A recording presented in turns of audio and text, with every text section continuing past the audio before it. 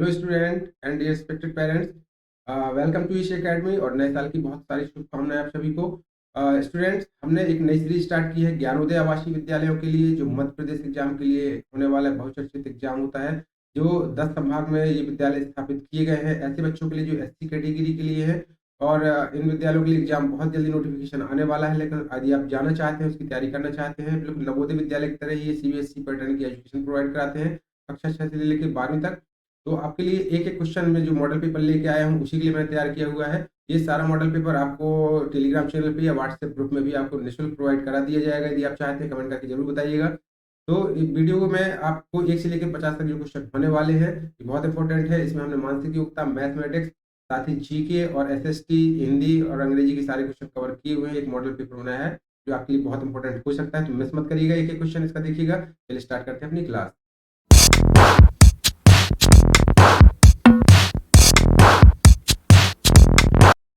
Student, सबसे पहले हमारा खंड है मानसिक योग्यता का, जिसमें हमारे 1 से लेकर के 10 खंड है। चलिए देखते हैं इसका एक-एक क्वेश्चन। आप भी साथ में इसको कमेंट करके आप बताते जाइएगा क्या ये क्वेश्चन इसका क्या होना चाहिए। तो पहला क्वेश्चन दिया गया है मानसिक योग्यता का, रीजनिंग का, ये श्रृंखला से रिलेटेड है। 3, 6, 12 और 24। तो ये क्वेश्चन मार्क के अगला पद इसका क्या होगा, ऐसे ही क्वेश्चन पूछे जाते हैं। तो 3 दूनी 6, देखिए यहाँ पे एक पैटर्न बन रहा है। क्या पैटर्न बन रहा है? 3 दूनी 6, 3 चौको 12, लेकिन यहाँ पे 24 आ रहा है। तो अब ये क्या पैटर्न बन रहा है, क्या आपको समझ में आ रहा है? नहीं यार, इसको हम दूसरी तरीके से आपको समझना पड़ेगा। गैप देखिए, 3 और 6 के बीच में कितना गैप है? 3 का। 6 और 12 के बीच में गैप कितना है? 6 का। और 12 और 24 के बीच में गैप कितना है? 12 का। तो अब आपको कुछ समझ में आया क्या? देखिए, 3, 3 दूनी 6, 3 चौको 12, यहाँ पे ये संख्या यहाँ पे मिस है। अब कैसे आप इसको निकाल पाएंगे? तो 3 दूनी, ये देखिए गुणा 2 का किया, 3 दूनी 6, 6 का गुणा 12 चाहिए, तो 6 दूनी गुणा 2 12 किया। 12 गुणा 24 चाहिए, तो 12 गुणा 2 करेंगे तो 12 दूनी 24। इसी तरीके से आपको समझना पड़ेगा एग्जाम में कि हमारा क्या पैटर्न है। तो आपको जब तक एक पैटर्न नहीं मिल जाता है, आप इसका आंसर नहीं निकाल सकते। 24 दूनी 48, इस तरीके से आपको इसका आंसर मिल जाएगा 48। Option number D is correct. अगला क्वेश्चन दिया गया है ए सी एफ जे। अब ये अल्फाबेटिकल पैटर्न है।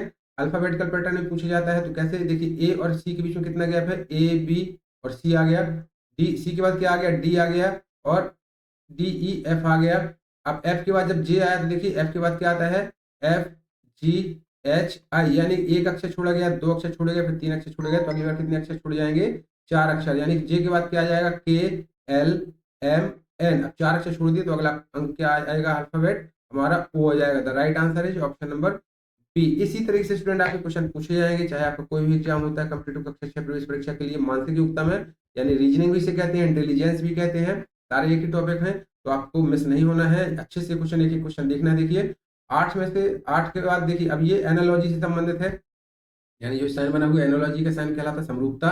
जिस तरीके से ये समरूप है, ये पार्ट एक दूसरे से संबंधित है, आपको ये बताना है ये कैसे संबंधित हो सकता है, अगला अंक क्या होगा। तो 8 का, जैसे 8 का यदि हम वर्ग कर देते हैं तो 8 या 64, तो 7 का वर्ग कर देंगे तो 7 या 49। इस तरीके से आपका यहाँ पे 49 आ जाएगा। Option number B correct answer आ जाएगा। अब देखिए, आप विषम चुनिए।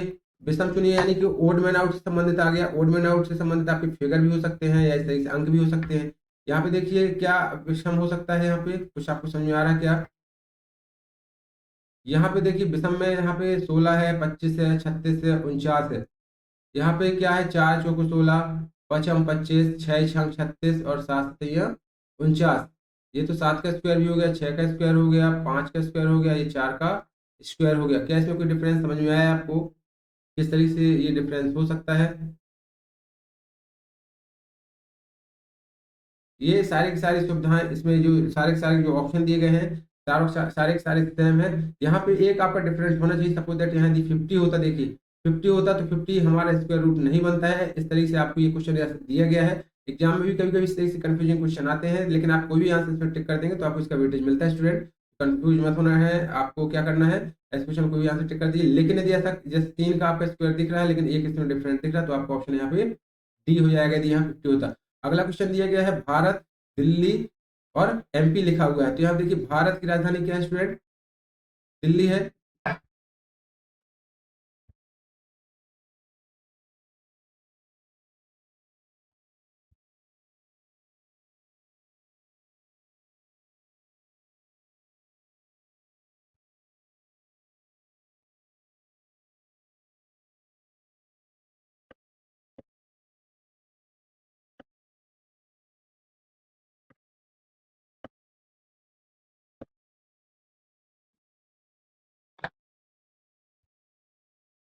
स्टूडेंट यहाँ पे देखिए क्या है, भारत की राजधानी जैसे कि दिल्ली है, आपको वैसे ही देखना है कि मध्य प्रदेश की राजधानी क्या है, तो वो आपको ऑप्शन टिक करना है। तो मध्य प्रदेश की राजधानी यहाँ पे क्या हो जाएगी, भोपाल। ऑप्शन नंबर आपका यहाँ पे सी करेक्ट आंसर हो जाएगा। अगला क्वेश्चन देखिए, इसमें दिया गया है छठवें क्वेश्चन में 5, 15, 45 और 405।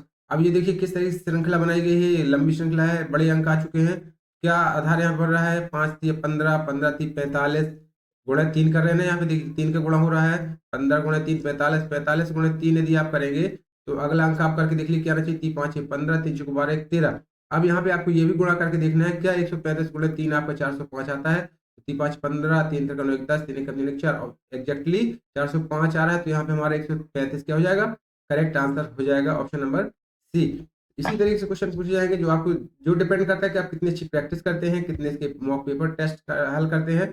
कोई भी एग्जाम हो आप बहुत इजीली क्रैक कर सकते हैं स्टूडेंट। तो आपको मेहनत करनी है, लगातार प्रैक्टिस करनी है, और लगातार प्रैक्टिस के लिए हम आपके साथ हैं। तो जुड़े रहिएगा इसी चैनल पे एकेडमी के साथ हमारी। हम आपके लिए live classes, mock test free of cost आपको अवेलेबल कराते रहेंगे। सातवां क्वेश्चन है, यदि CAT DBU है और DOG क्या होगा। यहाँ पे देखिए C और D, C के बाद D आता है, A के बाद B आता है और T के बाद क्या आता है, U आता है। सेम इसी तरीके से आपको नोट कर लेना है। D के बाद E आ जाएगा, O के बाद क्या आ जाएगा, P आ जाएगा और G के बाद क्या आ जाता है, H आ जाता है। तो इस तरीके से EPH ऑप्शन है, आप देख सकते हैं ऑप्शन नंबर ए पे मिल रहा है, तो करेक्ट हो जाएगा। अगला क्वेश्चन है क्वेश्चन नंबर 8। क्वेश्चन नंबर 8 देखिए क्या दिया गया इसमें, 1 4 9 16, 1 4 9 16 दिया गया है। तो हमारे राइट आंसर क्या होना चाहिए, श्रृंखला किस तरीके से बन रही है ये देखिए। 1 का यदि आप वर्ग करेंगे तो 1 ही आ जाएगा, 2 का वर्ग करेंगे तो 4 आ जाएगा, 3 का वर्ग करेंगे तो 9 आ जाएगा, 4 का वर्ग करेंगे यहाँ पे तो 16 आ जाएगा। 1 2 3 4 क्रम से श्रृंखला बढ़ रही है, तो अगला पद 5 हो जाएगा, 5 का वर्ग करेंगे तो 5 25 करेक्ट आंसर हो जाएगा। स्टूडेंट आपको ये बताना है, 9वां क्वेश्चन देखिए, 9वां क्वेश्चन दिया गया है, एनालॉजी का फिर से आ गया कि 10 संबंधित है 100 से, तो 12 संबंधित किससे होगा। ये आपके लिए है, यदि आप सच में तैयारी करना चाहते हैं और इंटरेस्टेड हैं तो इसका कमेंट करके आंसर जरूर बताइएगा। साथ में ये भी बताइएगा कि आप किस स्टेट से हैं और किस डिस्ट्रिक्ट से हैं, कहाँ से फॉर्म भर रहे हैं। क्योंकि जो ये एग्जाम होते हैं ऑल इंडिया लेवल के एग्जाम होते हैं, कुछ एग्जाम आपके MP लेवल के हैं जैसे सर्वोदय ज्ञानोदय विद्यालय। यदि आप स्टेट वाइज देख रहे हैं तो आप बताइएगा किस डिस्ट्रिक्ट से हैं। अगला देखिए 10वां क्वेश्चन दिया गया है, यदि 4 लड़के 12 दिन में काम करें तो वही काम 6 लड़के कितने दिन में कर पाएंगे। क्वेश्चन दिया गया है, if the 4 boys done a work in 12 days then how days will take by the 6 boys. 6 लड़कों से उस काम को करने के लिए कितना समय लिया जाएगा। तो 4 लड़के देखिए इसको ऐसे नोट करते हैं, यदि 4 लड़के किसी काम को 12 दिन में करेंगे तो एक लड़का कितने दिन में करेगा, ज्यादा समय लेगा। तो 12 गुणा 4 यानी कितने, 48 दिन में हो जाएगा। एक लड़का 48 दिन में करेगा। तो इसी को आपको बताना है कि 6 लड़के, अब देखिए यदि 6 लड़के काम करेंगे तो वही काम आपका क्या घट जाएगा, मतलब कम समय में करेंगे, आपको आसानी से निकाल लेना है। 12 दिन में तो नहीं करेंगे, 12 से कम दिन में ही करेंगे क्योंकि यहाँ पे लड़के बढ़ गए हैं। तो 6 लड़के कितना करेंगे, 48 और बटे यहाँ पे कर दीजिए आप कितना, 6 6 8 48। Option number B is correct. 8 दिन में वो लड़के 6 लड़के काम कर लेंगे। Option number B is correct.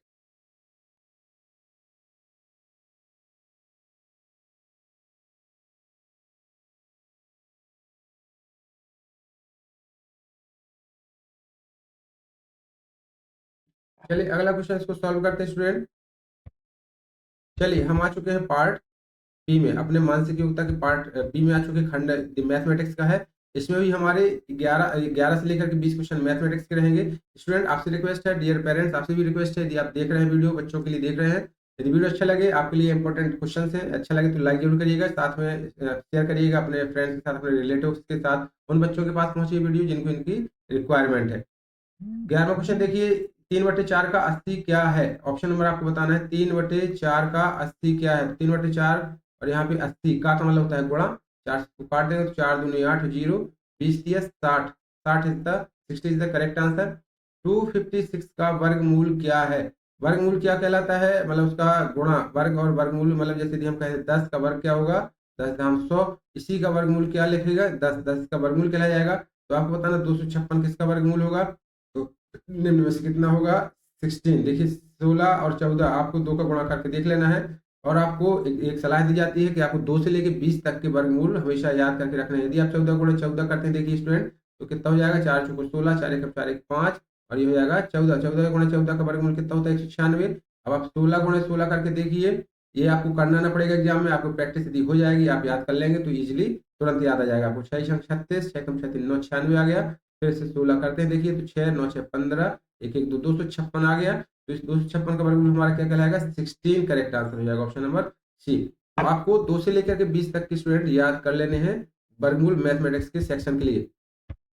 अगला क्वेश्चन दिया गया है 13 का, 20% ऑफ 350, 20% ऑफ का मतलब फिर से वही गुणा, तो 20 इंटू 20% का मतलब होता है 100, बट 100 कर दीजिए और यहाँ कर दीजिए 350। 2 शून्य से है तो 1 शून्य काट दीजिए, 1 शून्य काट दीजिए और 35 दूनी 70, तो ऑप्शन नंबर सी इसका करेक्ट आंसर हो जाएगा। अगला क्वेश्चन दिया गया 14 क्वेश्चन स्टूडेंट, 9 का वर्ग प्लस 5 का वर्ग, ये जनरली एक जोड़ है, एडिशन जिसे कहते हैं। तो 9 नाम 81 प्लस 55 25, 81 और 25 का क्या योग आएगा? कमेंट करके जरूर बताइए, 4 ऑप्शन कौन सा करेक्ट होना चाहिए। अगला क्वेश्चन दिया गया है, यदि आयत की लंबाई कितनी दी गई है? 12 सेंटीमीटर और चौड़ाई दी गई। आयत क्या कहलाता है? आपको मालूम है एक रेक्टेंगल होता है जिसकी लेंथ एंड ब्रीथ होती है, आमने सामने भुजाएं बराबर होती है। लंबाई इसकी 12 सेंटीमीटर दी गई है, 8 सेंटीमीटर इसकी चौड़ाई दी गई, तो क्षेत्रफल क्या होता है? लंबाई गुणे एल इंटू ब्री होता है, 12 8 96 स्क्वायर सेंटीमीटर। ये आपका क्या हो जाएगा? ऑप्शन नंबर सी इसमें करेक्ट आंसर हो जाएगा स्टूडेंट। अगला क्वेश्चन देखते हैं स्टूडेंट, 16वां क्वेश्चन देखिए, इसमें क्या दिया गया है? 600 का 15% क्या होगा? 600 का 15% यानी कि फिर से वैसे आप निकाल लीजिए, 600 गुणे 15%, 15/100 कर दीजिए इसको, तो 100 और 100 से कट जाएगा, दोनों शून्य, 15 छक्का 90, इसका भी आंसर क्या हो जाएगा? ऑप्शन नंबर सी करेक्ट हो जाएगा। 0.6 को भिन्न में बदलिए, रेशनल नंबर में बदलिए, p/q में बदलिए। तो देखिए जब भी 6/q 0.6 है तो भिन्न बदलने के लिए आपको दशमलव को हटाना होता है, और दशमलव जब भी आप हटाते हैं तो उसके बाद देख लेते हैं कितने अंक है, तो दशमलव के बाद एक ही अंक है, उतने ही आप बटे में एक लगा के जीरो लगा देते हैं तो भिन्न बदल जाती है। अब 6/10 आया, इसको आप और सरलता में लिखेंगे तो 2 3 6 और 2 5 10, 3/5 is the right answer, option number 3/5 option number A correct answer हो जाएगा स्टूडेंट। अगला क्वेश्चन इसमें दिया गया है 18वां क्वेश्चन देखिए, 45 डिवाइड बाई 9/4। अब ये देखिए इस समीकरण से संबंधित क्वेश्चन आ गया। ऐसे क्वेश्चन में आपको सबसे पहले ब्रैकेट वाले प्रॉब्लम सॉल्व करने पर ब्रैकेट के अंदर हल करना पड़ता है, बाद में आपको बॉडमास रूल भी आपको देखना है, तो बॉडमास हमने प्लेलिस्ट में बताया कैसे हल करते हैं सवाल। तो सबसे पहले ब्रैकेट के अंदर हम 9 में से 4 घटाएंगे तो 9 में से 4 जाएगा कितना? 5 हो जाएगा। अब 5 का भाग आप 45 में देंगे तो 5 नाम 45, 9 आ जाएगा। इस तरीके से correct answer option number C correct answer हो जाएगा। अगला क्वेश्चन स्टूडेंट दिया गया इसमें, समबाहु त्रिभुज की परिमाप 27 सेंटीमीटर है। समबाहु त्रिभुज की परिमाप क्या दी गई? 27 सेंटीमीटर दी गई है। अब इसको एक भुजा क्या होगी? समबाहु त्रिभुज क्या कहलाता है? देखिए ऐसा त्रिभुज जिसकी तीनों भुजाएं क्या होती हैं? बराबर होती है। परिमाप क्या होती है? उसकी सभी भुजाओं का योग। यदि तीनों भुजाएं बराबर हैं, यदि एक भुजा x है तो दूसरी भी x होगी स्टूडेंट, और तीसरी भी x होगी, तो इस तरीके से हम क्या मान सकते हैं? 3x हो जाएगी सभी भुजाओं का योग, क्योंकि यही परिमाप है। और परिमाप हमें दिया गया कितना? 27 सेंटीमीटर। तो आप ऐसे इसको लिख लेंगे, x बराबर आपका हो जाएगा 27/3, यानी कि 3 नाम 27। एक भुजा आपकी कितनी निकल आई? 9 सेंटीमीटर, ऑप्शन नंबर आपका सी करेक्ट आंसर हो जाएगा स्टूडेंट। अगला क्वेश्चन दिया गया है 2.5 0.8, 2.5 एट 08 का मल्टीप्लीकेशन, यानी कि ये क्या है? दशमलव के अंकों का गुणा। आपको दशमलव के अंकों का गुणा आना चाहिए। कैसे इसका करते हैं? दशमलव के बाद अंक जितने होते हैं आप इनका पहले 8 का गुणा कर दी, तो 8 5 40 बस शून्य आ गया, 8 दूनी 16 4 20 आ गया। इस तरीके से 200 आ गया। लेकिन अब देखिए आपको अंक देख लेने कितने अंक बाद, एक अंक बाद यहाँ दशमलव है और एक अंक बाद यहाँ दशमलव है, तो टोटल मल्टीप्लीकेशन में दोनों अंकों के बाद एक और दो अंक बाद आप यहाँ दशमलव लगा देंगे तो आंसर कितना आ जाएगा? 2.00, यानी दशमलव के बाद जीरो लगाए या न लगाए, लेकिन 2.0 आपको option number B is correct answer हो जाएगा। स्टूडेंट कमेंट करके बताइएगा यदि आप इसका पार्ट बी चाहते हैं, जिसमें हमने शामिल किया हुआ है हिंदी, अंग्रेजी और एसएसटी का सब्जेक्ट सिलेबस शामिल किया हुआ है, उसके भी हम आपके 10-10 क्वेश्चन लेके आएंगे। तो पार्ट 2 इसका जरूर देखिए, ये पार्ट 1 था। मिलते हैं नेक्स्ट पार्ट में। जय हिंद, जय भारत। वीडियो को लाइक जरूर कर दीजिएगा, यदि अच्छा लगा हो चैनल को सब्सक्राइब कर लीजिए। जय हिंद।